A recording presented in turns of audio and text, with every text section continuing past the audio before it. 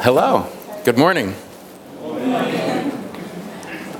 The World Cup is over, so now it's time to get back to work, right?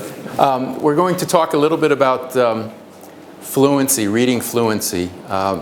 In this room, you're all educators doing various functions within education, so you're probably very much aware of the issue of fluency.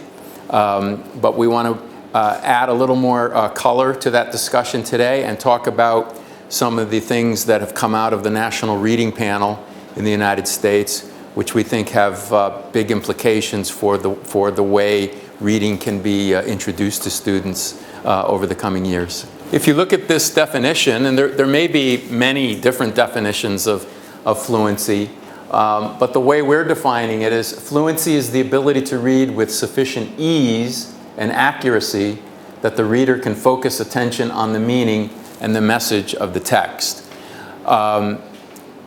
We are all in some way second language learners. Your native language is Korean. Many of you know English. Maybe some of you know other languages as well. When you go into that second language, you know how difficult it is to achieve the ease and the accuracy. Okay? Because you're focusing on one thing and trying to have the whole concept of fluency is very difficult, isn't it? And this is really the key word, automaticity, where things can become automatic so that we don't even think about it. This is the concept, right? This is when we're first learning to read. Many of you in this room are probably too young to even know what this is, right? Some of us know. But that's the way it feels. When we're little, when we're children learning to read at the beginning, or as we learn a second language. And what we're trying to do is get into some kind of high-speed broadband connection in our brains. One of the aspects of fluency is speed, and one of the ways that it's measured is with the concept of words correct per minute. So speed is very, very important, but it's not only about speed. So this is sort of the road to fluency. We want to be automatic. We do want to be able to read fairly quickly, but it doesn't mean anything if we don't have comprehension, right? I mean, that is the key point. And again, this is a problem for many second language learners as they focus on the words, and what happens is the meaning gets lost. So it's the ability to put it all together that leads to a fluent reader. Some bridges to fluency. Accuracy in word recognition. So we want to be able to see the word, decode it. We want to be able to be automatic with it. And we want it to be meaningful reading because we want to be able to interpret it. So this is really about comprehension.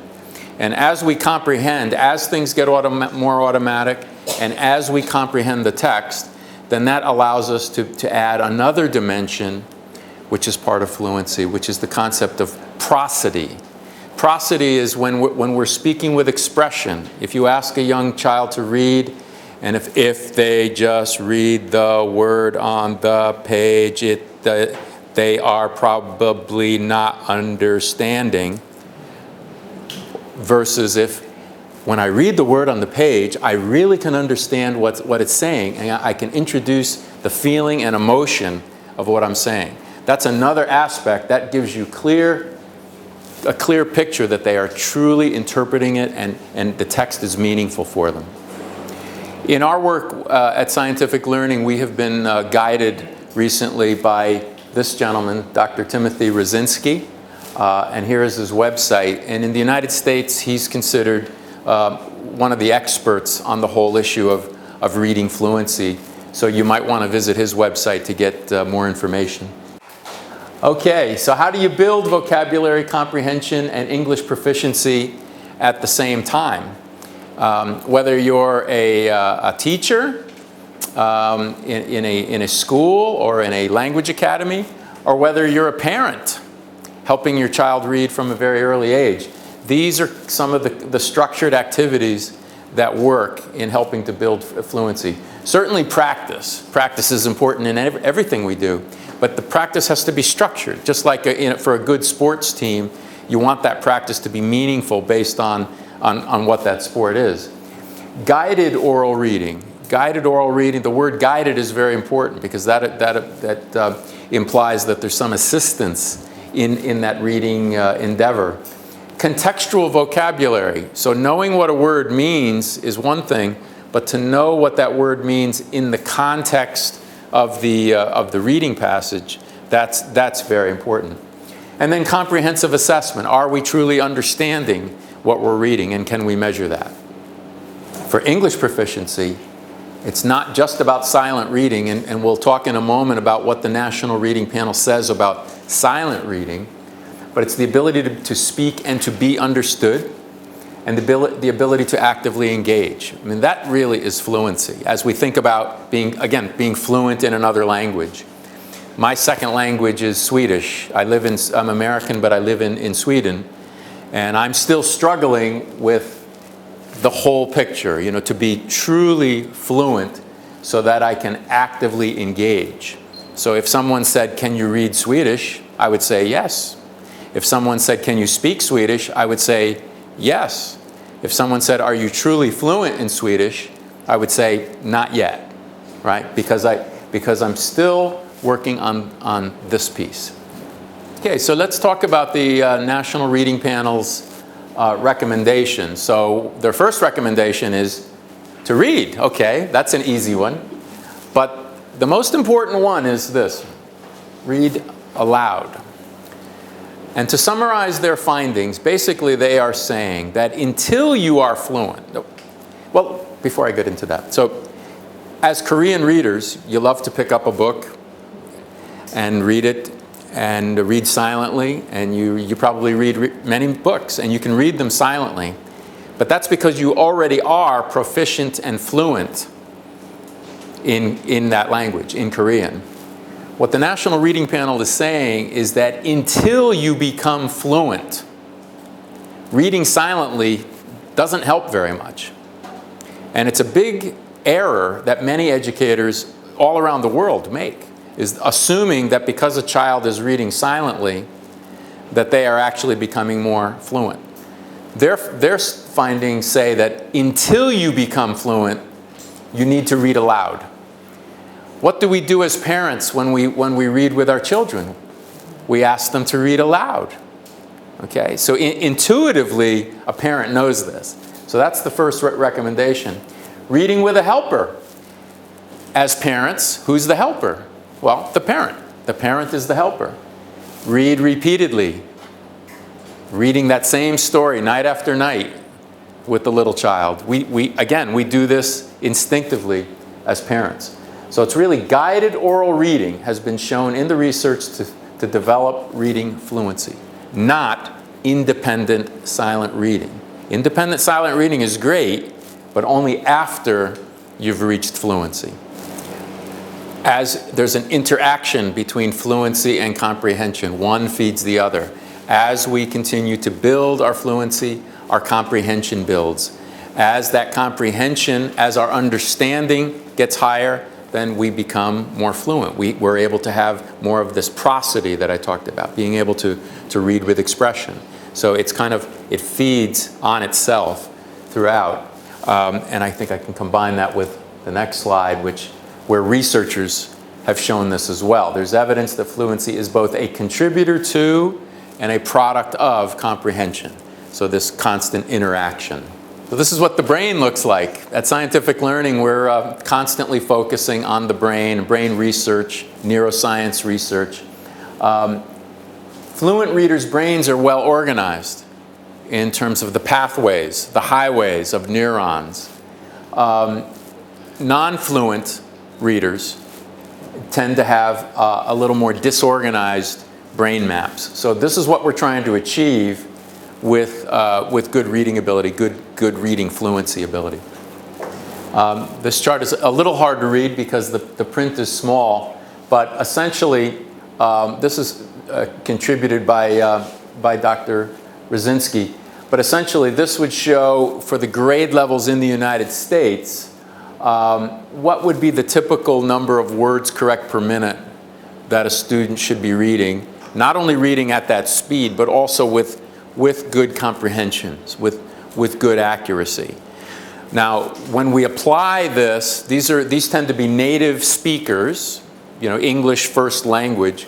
So if we were to apply this to the Korean student or to the Chinese student or the Brazilian student, there might be a difference in what the speed is correlating to the grade level. There might be, perhaps a grade or two behind. But this gives a general framework of what the targets are in the US for particular grade levels of learning. And a fourth grader in the United States would be about 10 years old or so. In terms of learning the language, learning it as a fluent reader, we want to have a good model. So we want to have, we don't want to be independent. We want to be hearing good examples of reading. We want to practice with the vocabulary, pronunciation, building our prosody. This is very important for learning any language, isn't it? Gaining that confidence, gaining the ability, the willingness to participate. And then gaining feedback. We want to know, was it correct? How well did I do? We all want that. And once we know that feedback, it helps us to go through the process again and continue to gain that confidence. This afternoon, I believe many of you will have the opportunity to learn about a program that we have that focuses on reading fluency. It's called the Reading Assistant. Neuroscience Learning has been a strong partner for us in Asia for several years, and there's many thousands of students all over Korea now that are using this program, and we can focus on some of the things that it does. So what the Reading Assistant provides is a model speaker in the form of a voice on the computer as the child is working with it. It uses the computer as a patient supportive listener, a non-judgmental listener to what the student is saying. And in order to do that, it has to use some very sophisticated speech recognition technology. Through this process, it's going to develop fluency and comprehension. It's going to focus on comprehension, and it includes a wide variety of texts so that it keeps the students highly interested with texts and stories in many different genres. And we're able to deploy this tool in a variety of settings. It could be used, it could be a tool that's actually used by a classroom teacher with a whiteboard where it's projected on a screen and the students could be working on it as a group. It could be used in a lab, or it could be used at home or after school. It's a very simple model. It's a very simple model, and the next slide will actually show how it works. But what we're going to do in Reading Assistant, the child will listen to a story. They will also be able to see the story on the screen. They can then practice speaking that story, practice reading that story. And when they do that, they're going to then be able to play that back and hear themselves. There'll also be that voice, a patient listener, giving them some corrections whenever they hit a problem. This is the way it actually works. The student previews and reads the story. Okay? They can read it silently if they like. Then they listen to a model reading, so they're going to listen to someone reading it very, very accurately and with expression. Then it's going to be the student's turn. They're going to read it. And then the Reading Assistant, that voice technology, the voice recognition technology will be listening.